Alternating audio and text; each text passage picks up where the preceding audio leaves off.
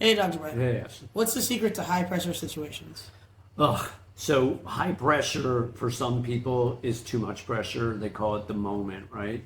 But what you're doing is constantly exposing yourself, like the cold or like the heat, to more and more situations where you're having to experience pressure. The more tournaments you play, the better, right? The bigger the tournaments, the closer you get to winning, the better.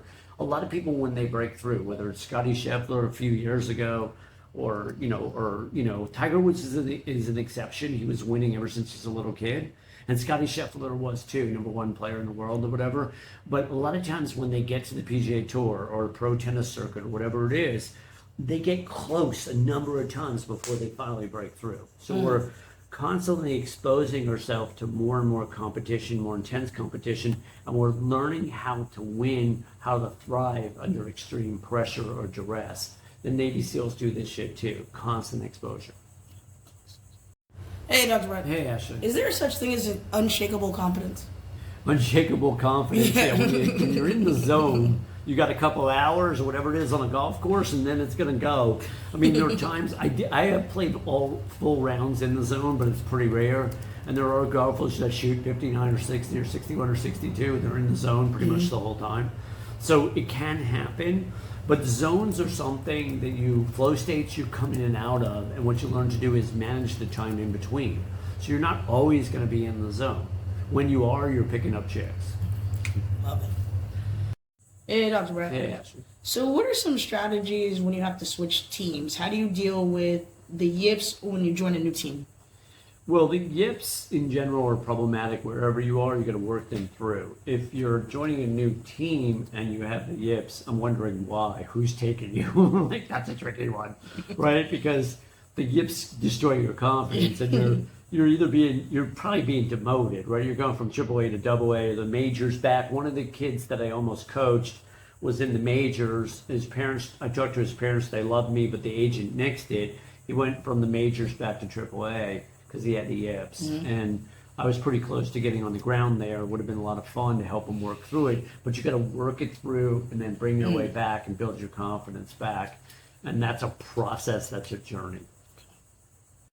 Hey, Dr. Brett. Yes. So what if I'm performing well on the outside, but I don't feel good on the inside? How does that work? How do I become good on the inside as well as the outside? Yeah, that's a fascinating question, and that's really a question that very few people have ever asked me, right? How do you if you're actually doing well and you don't feel it, that's not uncommon because a lot of athletes, especially top athletes, are perfectionists, right? And so they don't give themselves permission while they're trying to make it at the highest levels to enjoy the process. And so that's really about journey and learning how to enjoy the journey and giving yourself permission to celebrate the victories and not just do what Urban Meyer types used to do, which is, they're dialing after they win a national championship. They can't relax or enjoy any of it.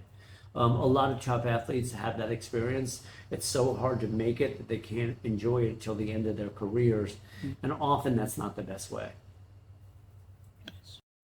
Hey, Dr. Brett. Hey, Ashley. One of our interns just started golfing. All right. It's Which pretty one? cool. Jared. He just started golfing. So he wants to know, how do I hit the ball every time?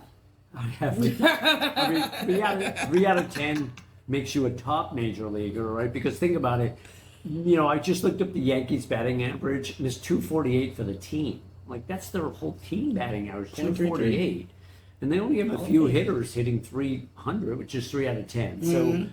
So what you're looking at is what I call putting the barrel of the bat on the ball as often as possible. In other words, process, not outcome. If you square up and put that barrel of the bat on the ball, which means you're so present and so focused in the batter's box, you're likely to get a hit one out of 3 times because you hit more and more line drives. You square it up. So again, you're focused on process, not outcome, which is to be so freaking present you can't help but put the barrel of the bat on the ball. Hey, Dr. Hey, Brett. Ashley. So we can't ignore one big part of this mental game, the heat. How do you deal with the heat, especially if you're like a golfer or you're outside the summer playing sports? Well, I mean, if you like Wim Hof at all, the heat and the cold are your friend. In other words, they make you tougher, right? Look, I've been starting to golf again On Mondays in Florida in the summertime, the heat index is 106, 107, 108. I'm doing midday because there's no one out there. I'm playing PGA National. It's fantastic. It's not expensive for us locals, right? It's just the South Florida Golf Pass.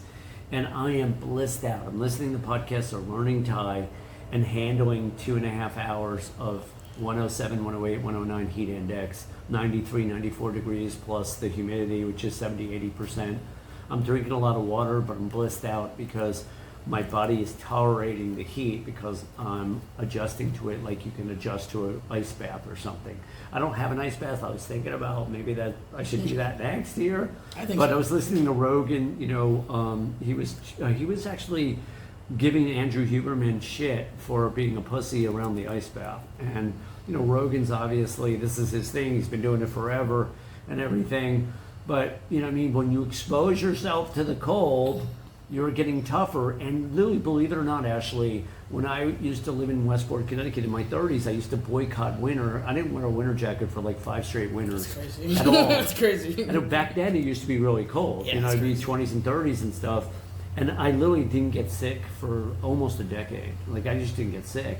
And I think part of it was before I ever got exposed to Wim Hof, I was doing it without knowing it, exposing myself to the cold. So exposure, it's the same thing with, dating or relationships. You want to expose yourself to experiences. Otherwise, you're not going to have any tolerance. Hey, Dr. Brett. Hey, Ashley.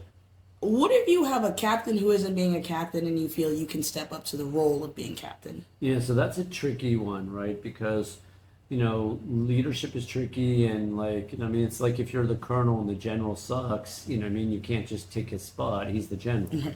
So, and you can't really, you don't want to stab him in the back and you don't want to undermine him. We got a cruise ship going by, whatever. I kind of want to keep this right? though. So that's a tricky one. I think the best probably way to handle it is to deal with the captain and try to empower him to become or her to become a better captain, so to speak, right? And if it's not working, then perhaps you have some conversations with the coach or GM or athletic director.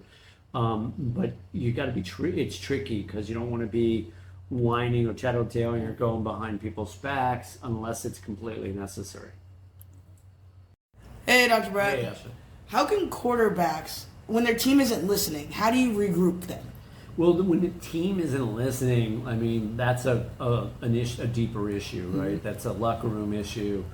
You probably lost the locker room, so you got to revisit your leadership skills. What's going on way before you take the snap or in the huddle, right? If they're not listening and you're the leader, the quarterback, you've got a bigger problem. So I think that's a deeper issue around leadership, and it's a longer term issue about sometimes it can be the environment, meaning the team might not be the best fit as well.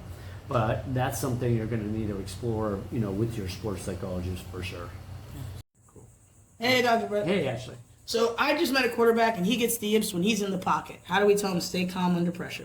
Okay, well, we don't, anybody can say stay calm under pressure, right? The process is about teaching the calmness off the field or on the field and vice versa. Learning how to train your mind and learning how to stay calm everywhere, in every situation.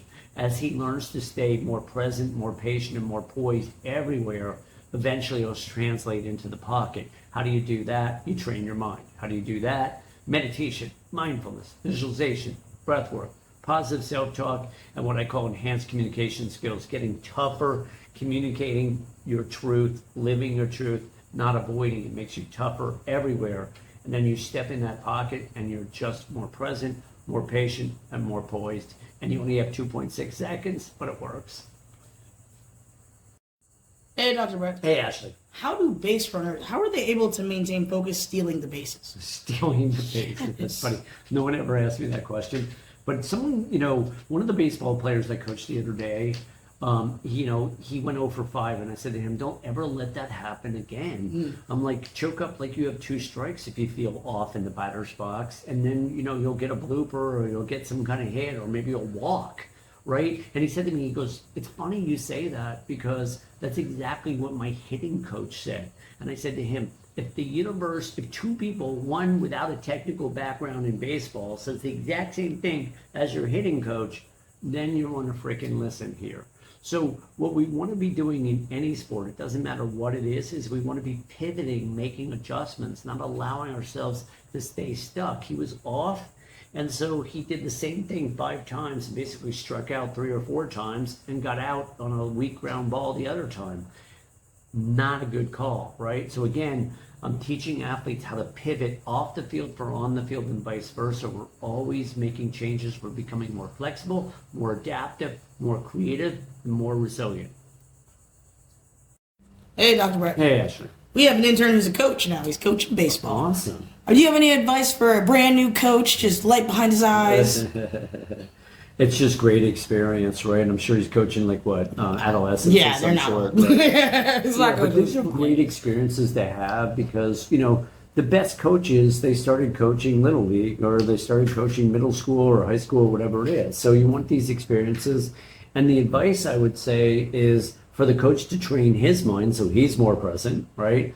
And then to teach the kids some mental game techniques to train their mind, not just the physical game, right? The meditation, the mindfulness, the visualization, the breath work, the positive self-talk, and then again, the enhanced communication skills. Most coaches in general, generalizing, are not great communicators. You can become a great communicator, but you got to practice and you got to learn. Hey, Dr. Brett. Hey, Ashley. I'm shooting 3-pointers. I'm shooting in the paint. I'm going hard in the paint. But I cannot make a free throw to save my life. Yeah. What's going on here? Well, that one's definitely, that one's mental. Like, that one's going to be mental. It's a really good chance that one's mental, right? It's like when the fans are in the background or you're slowing down, the person is struggling when everything gets quiet. In other words, they haven't trained their mind for real. And that's so obvious. Because think about a Zen mind, a quiet mind, right? Or no mind, right?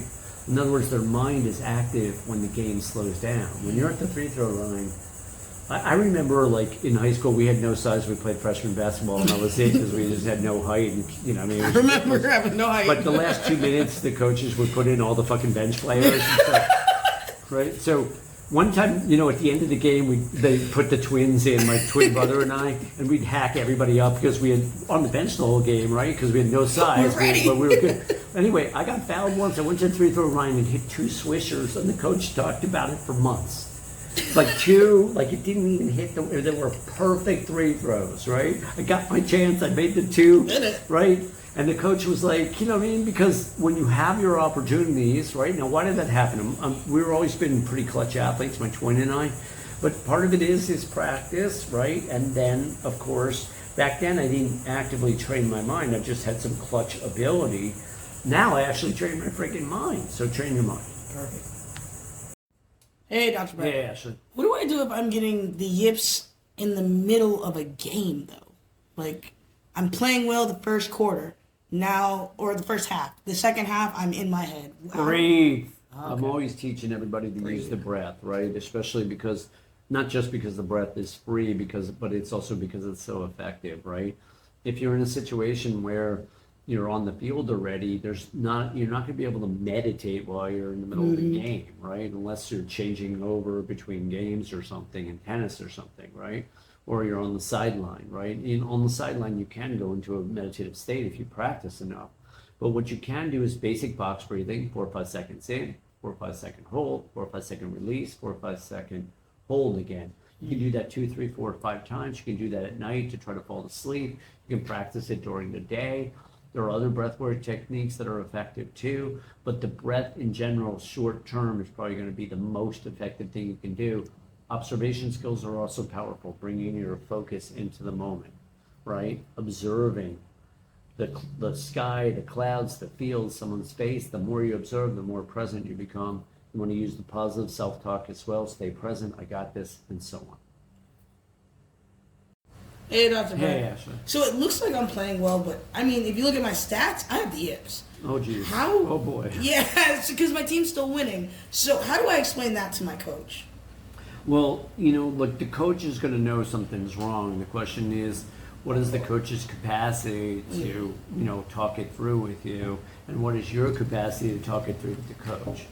You're probably going to get benched and you're going to have to fight your way back. And that's a tricky thing, right? So the problem with the yips is you're going to get demoted, right? You might not go from major leagues to AAA, But, you know, I mean, you might be on the bench for a little while, or you will get demoted from AAA to AA or whatever it is. So you're going to have to fight your way through it and fight your way back. Communication is going to be a piece of that.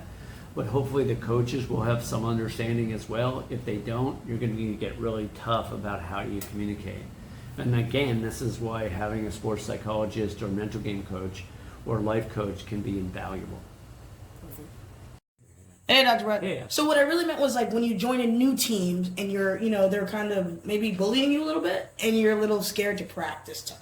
Now, are we in kindergarten or No, first I mean, grade? you still What get, are we? listen, grown men are still little boys. Yeah, well, we gotta look. I mean, you know, the sports world is about performance, and we got to learn how to get tough, right? And you know, sometimes we go through periods of time where we're yippy, where you know we lose our confidence. We go through in baseball, they call it a slump, right? You go through slump periods of time, or you do get really yippy, you lose the strike zone or something. You're going to need to work it through. Are there technical aspects of it? Sometimes, you know, like my putting stroke might be too closed or something, whatever it is, and you need to make a little technical adjustment. That can go a long way.